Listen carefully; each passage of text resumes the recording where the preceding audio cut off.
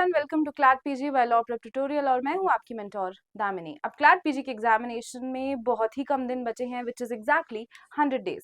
तो अगर आप भी अपनी प्रिपरेशन अभी स्टार्ट कर रहे हो या थोड़े ही टाइम पहले स्टार्ट की है और आप समझना चाहते हो कि आपको किस तरह से लास्ट इन 3 महीने विच इज 100 to 90 डेज में अपना फोकस प्लान बनाना है, तो ये वीडियो आपके लिए है। अब सबसे पहले हम बात करते हैं कि इन लास्ट फ्यू डेज में सबसे जरूरी क्या होता है। अब इस समय पे अगर आप नए नए कंसेप्ट पढ़ने की सोचोगे या आप ये सोचोगे कि मैं पिछले 12 महीने के सारे जजमेंट्स को डिटेल में पढ़ लूं, तो वो एक बहुत ही ज्यादा डिफिकल्ट टास्क हो सकता है। तो इसीलिए आप ये रोड मैप फॉलो करो जिसके बारे में अब हम बात करेंगे।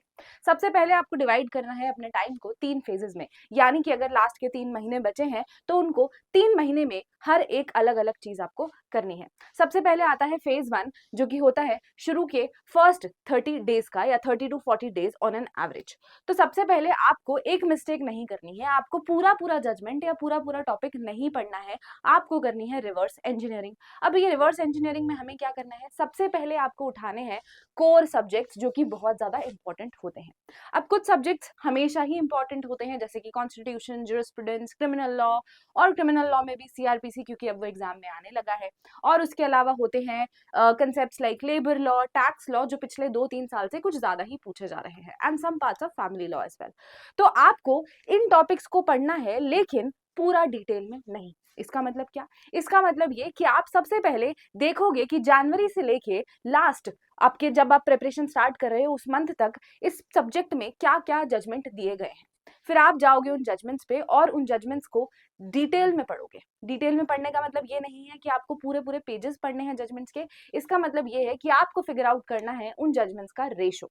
अब रेशो वो होता है, वो लॉजिक होता है जो कि किसी भी जज ने कोई भी ऑर्डर पास करते टाइम या जजमेंट देते टाइम लिखा होता है। तो बेसिकली आपका फोकस होना चाहिए कि क्या लॉजिक था जिसकी वजह से ये जजमेंट दिया गया है, और वहीं पे आपको मिलेंगे important provisions of that particular topic. तो मान लो आप लेबर लॉ का कोई जजमेंट पढ़ रहे हो, जैसे कि अभी रिसेंटली इंडस्ट्री की डेफिनेशन को लेके सुप्रीम कोर्ट ने एक ऑर्डर पास किया है, एक जजमेंट पास किया है कि इंडस्ट्री की डेफिनेशन जो बैंगलोर वाटर सप्लाई केस में ले डाउन करी गई थी 1973 में, उसको अब थोड़ा मॉडिफाई किया जाएगा। अब यहाँ पे आपको पता होना चाहिए कि यार हाँ, इंडस्ट्री की डेफिनेशन जो है वो थोड़ा सा डिबेट में है, डिस्कशन में है। तो आप उस डेफिनेशन के बेयर प्रोविजन पर जाओगे। इसका मतलब आपने जजमेंट का रेशो देख लिया, आपने ये देख लिया कि जजमेंट में कौन कौन से सेक्शंस हैं जो इंपॉर्टेंट है, जिनके बारे में बात हो रही है। अब आप उन सेक्शंस के बेयर प्रोविजन पर जाओगे। इसका मतलब आपने जजमेंट भी कवर कर लिया और जजमेंट के इंपॉर्टेंट प्रोविजंस भी कवर कर लिया। अब यहाँ पे आपको एक चीज बहुत ज्यादा ध्यान में रखनी है कि आपको ये करना है सिर्फ बेयर प्रोविजन से। ऐसा नहीं होना चाहिए कि आपने वो कंसेप्ट जेमिनाई पे डाला, एआई पे डाला, चैट जीपीटी पे डाला और उसको बोला कि भैया एक्सप्लेनेशन दे दो। You do not have to do it, क्योंकि आप जब तक बेयर प्रोविजन पढ़ने की आदत नहीं डालोगे, आप एग्जाम में अंडरस्टैंडिंग में, किसी भी चीज के एनालिसिस में थोड़ा पीछे रह जाओगे बाकी लोगों से। क्योंकि वो लैंग्वेज जो होती है, जो लॉ की लैंग्वेज होती है, जो हमने 5 साल पढ़ी है, वो हम सबको पता है कि कैसे डिकोड करनी चाहिए। तो अगर नहीं पता है तो वो बहुत ज्यादा इंपॉर्टेंट होता है। तो फेज 1 में आप इस अप्रोच से टारगेट करोगे मेजर सब्जेक्ट्स को, यानी कि वो सब्जेक्ट्स जो वैसे भी किसी एग्जाम के लिए जरूरी होते हैं और क्लैट पीजी में पिछले 3 से 4 साल में ज्यादा पूछे गए हैं। इसके बाद आप जब फेज 2 पे आ जाओगे 30 डेज के बाद या 35 डेज के बाद, तो फेज 2 में आपको सेम काम करना है, लेकिन उन सब्जेक्ट्स पे जो कि मीडियम प्रायोरिटी के हैं, जो कि एग्जाम में कभी आते हैं कभी नहीं आते हैं। जब आते हैं तो पॉसिबिलिटी है कि ज्यादा आ जाते हैं। ठीक है, तो आपको ये चीज करनी है अगेन थ्रू जजमेंट्स। अब ये कैसे आप पता चलाओगे? Apart from the core subjects जिनको आप फेज 1 में ध्यान रखोगे, उनके अलावा जितने भी सब्जेक्ट्स हैं, जैसे हो सकता है कि शायद सेबी से रिलेटेड कोई जजमेंट आ गया हो, या हो सकता है किसी और सब्जेक्ट से, जैसे फैमिली लॉ में अगर मैं बात करूं कोपार्सनरी राइट्स को लेके कोई जजमेंट आ गया है, या हिंदू अनडिवाइडेड फैमिली को लेके कोई और जजमेंट आ गया है। तो बेसिकली प्रायोरिटी 1 के सब्जेक्ट्स के बाद प्रायोरिटी 2 के जो सब्जेक्ट्स हैं, उन सब्जेक्ट्स के क्या क्या जजमेंट है, उन जजमेंट्स को भी आपको इसी तरह से पढ़ना है। यानी कि आप पहले जजमेंट पढ़ोगे, उस जजमेंट में से प्रोविजंस निकालोगे, स्टैट्यूट्स निकालोगे और उन प्रोविजंस की बेयर रीडिंग करोगे। तो आपको जजमेंट भी पता चल गया और उनके प्रोविजंस भी पता चल गए। अब यहाँ पे ना बहुत सारे लोग एक बहुत बड़ी गलती करते हैं। आप लोगों को ये लगता है कि क्योंकि एग्जाम पूरा पैसेज बेस्ड है तो पैसेज के बेसिस पर ही क्वेश्चन बनाए जाएंगे। ऐसा नहीं होता है।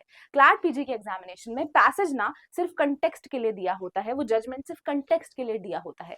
क्वेश्चन तब भी स्टैट्यूटरी प्रोविजन से ही बनते हैं 75% ऑफ द टाइम्स। हाँ, 15 से 20 से 25% ऐसा हो सकता है कि कुछ कुछ क्वेश्चन आपसे सीधे पूछे गए हैं हैं कि इस केस में डिसेंटिंग ओपिनियन किसने दिया था या इस केस में डिसेंटिंग ओपिनियन क्या था, वो बहुत ही कम टाइम होता है, ज्यादातर टाइम डायरेक्ट प्रोविजंस ही आते हैं।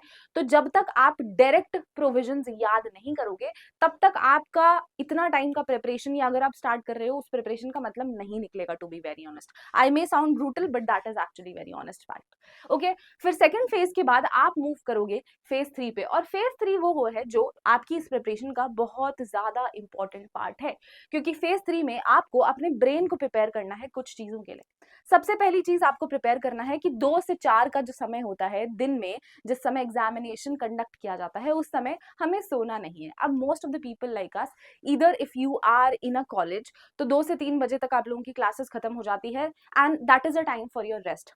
Even if someone who is working in office, उस व्यक्ति के लिए भी लंच के बाद थोड़ा बहुत नींद आना, थोड़ा बहुत रेस्ट मोड में जाना बहुत ही ऑब्वियस होता है।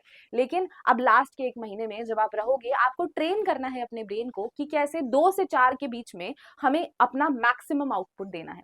ओके, तो आप जितने भी मॉक अटेम्प्ट करोगे वो सारे मॉक आप अटेम्प्ट करोगे 2 to 4 PM के बीच में। और ध्यान रखना है कि एग्जामिनेशन इसी टाइम पर होता है, तो आपको इस चीज पे बहुत ज्यादा फोकस करना है।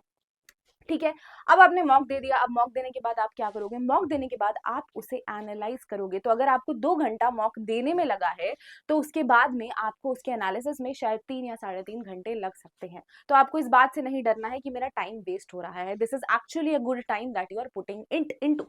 ठीक है, क्योंकि अगर आपने एनालिसिस पे ध्यान दे दिया तो आपको पता चल जाएगा आप गलतियां कहाँ कर रहे हो। तो आपकी गलती आप तभी सही कर पाओगे जब आपको ये पता है कि आप वो गलती कर कहाँ पर रहे हो। ठीक है, और मॉक एनालिसिस ही एक्चुअली सबसे ज्यादा टाइम लेता है, टू बी वेरी ऑनेस्ट। ठीक है, अब ये मॉक एनालिसिस आप क्या मेंटली करोगे, क्या आपको हर मॉक में, अगर आप हर महीने हर हफ्ते 2 से 3 मॉक दे रहे हो, तो क्या आपको हर चीज याद रहेगी? बिल्कुल नहीं रहेगी।